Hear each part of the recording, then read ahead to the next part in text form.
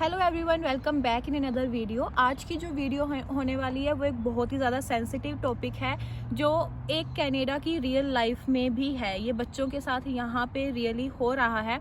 और आज का जो टॉपिक है वो है स्कैम के बारे में। मेरे नॉन में ही एक लड़की है जिसके साथ की स्कैम हुआ है, अभी रिसेंटली हुआ है, एक दो दिन पहले ही।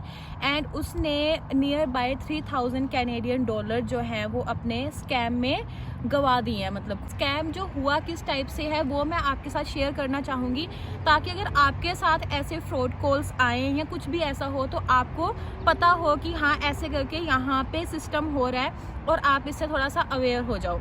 एक दिन उसको कॉल आती है एक अननोन नंबर से और उसने अननोन नंबर वो पिक किया और आगे से वो बोलते हैं कि हम जस्टिस ऑफ कनाडा से बोल रहे हैं। उन्होंने ये बोला लड़की को कि तुम्हारे ऊपर जो है वो केस चल रहा है कि तुम कहीं पे ट्रांजैक्शन कर रही हो जो कि वो इलीगल है।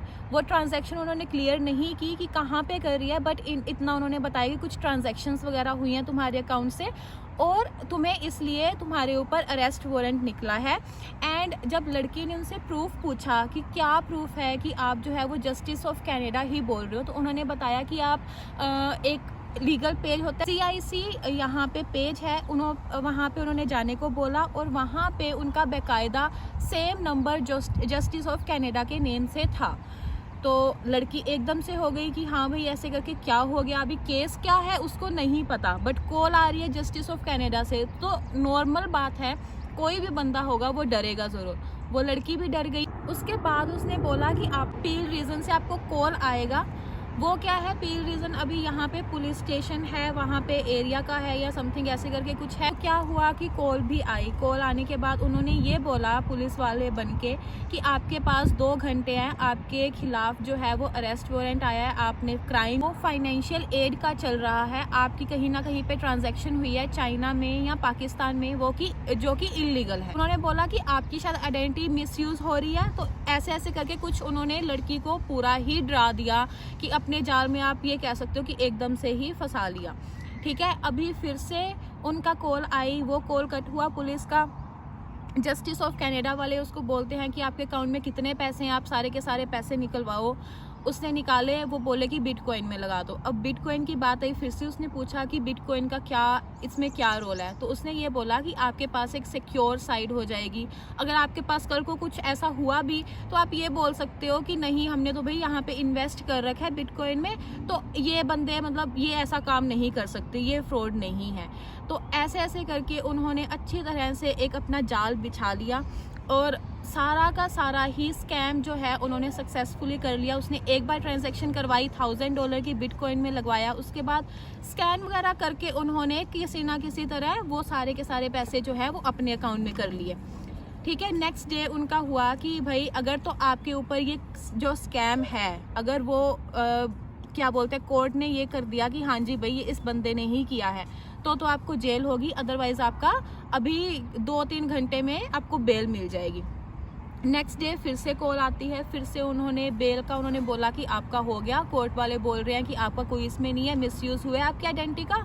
और बाद में ये बोलते हैं कि 3000 आपका कैनेडियन डॉलर और लगेंगे। सिक्योरिटी बेल बॉन्ड जो है उन्होंने फाइल करनी थी, उसके लिए उन्होंने 3000 कैनेडियन डॉलर और मांगे। और इतना डरा दिया गया लड़की को कि वो कहीं पे अपनी बात जो है ना वो शेयर भी नहीं कर पाई, बिकॉज उन्होंने ये बोला कि आप अंडर सर्विलेंस हो, आपके ऊपर अच्छे से ट्रैकिंग चल रही है, आप जो है वो कहीं पे बाहर नहीं जा सकते, प्रोटोकॉल चल रहा है, आप अपनी फैमिली से भी इसको शेयर नहीं कर, अगर आपने कोई भी बात किसी से भी शेयर की है तो वो भी इसमें फंसेगा। तो इस हिसाब से उसने किसी से शेयर भी नहीं किया। पर जब पैसे की बात आती है, जब पैसे लेने होते हैं, क्योंकि स्टूडेंट लाइफ है उसकी भी यहाँ पे और थोड़े दिन ही हुए आए को, ऑब्वियस सी बात है उसे पैसे तो किसी से लेने ही थे। जब ये बात निकली धीरे धीरे करके तो फिर उसने थोड़ा सा दिमाग लगाया, दिमाग इधर उधर से, औरों ने भी उसे सजेस्ट किया कि ये कहीं स्कैम तो नहीं है। तो उसने क्लियर आउट करने के लिए क्या किया कि पुलिस स्टेशन खुद कॉल की और वहाँ पे पूछा क्लियर कट लेने के लिए कि ये कहीं मतलब मेरा नेम सीरियसली किसी रिकॉर्ड में है या फिर ये क्या सिस्टम क्या है, अगर कोई रिकॉर्ड भी है, अगर मेरे नाम का रिकॉर्ड भी है तो किस बात पे है, मैंने कौन सा क्राइम किया, कौन सा क्राइम नहीं किया। तो उस टाइम पे ये पता चला कि जो वो सिस्टम था वो सारा का सारा स्कैम था, उसका नाम किसी भी रिकॉर्ड में नहीं है और ये आजकल बहुत ज़्यादा हो रहा है यहाँ पे कनाडा। प्लीज़ बिवेयर रहें इन सब चीज़ों से। अगर आपको ऐसी कोई भी कॉल आ रही है, कोई भी इंटरनेशनल आपको ट्रांजैक्शन करने के लिए बोल रहा है, बिल्कुल भी मत कीजिए, बिकॉज अगर कोई भी आपको ऑनलाइन ट्रांजैक्शन के लिए बोलेगा दैट मीन्स वो स्कैम है। उसके बाद जब हमें पता चला कि वो एक स्कैम है तो मैं और मेरी जो वो फ्रेंड थी, हम दोनों ही गए वहाँ पे पुलिस स्टेशन में और वहाँ पे हमने जाके रिपोर्ट भी लिखवाई, बाकायदा हमने कॉन्टैक्ट नंबर भी दिए। और एक और चीज़, कॉन्टैक्ट नंबर तो हमने दिए बट ये सिस्टम देखो कि कॉन्टैक्ट नंबर जो थे वो सीरियसली जस्टिस ऑफ कनाडा के ही थे और किसी ना किसी हिसाब से टेक्नोलॉजी के हिसाब से उन्होंने कुछ अपना क्या बोलते हैं किसी सॉफ्टवेयर का यूज़ किया या कैसे भी यूज़ किया कि नंबर तो वो किसी और नंबर से कर रहे थे कॉल, पर जो हमारे पास शो हो रहा था वो क्या था, जस्टिस ऑफ कनाडा का नंबर था। इसी हिसाब से जो मेल आईडी थी, मेल भी जो आई थी वो भी उन्होंने कुछ इसी हिसाब से रेलेवेंसी रखी थी ताकि जो बच्चे का अच्छे से माइंड वॉश किया जा सके।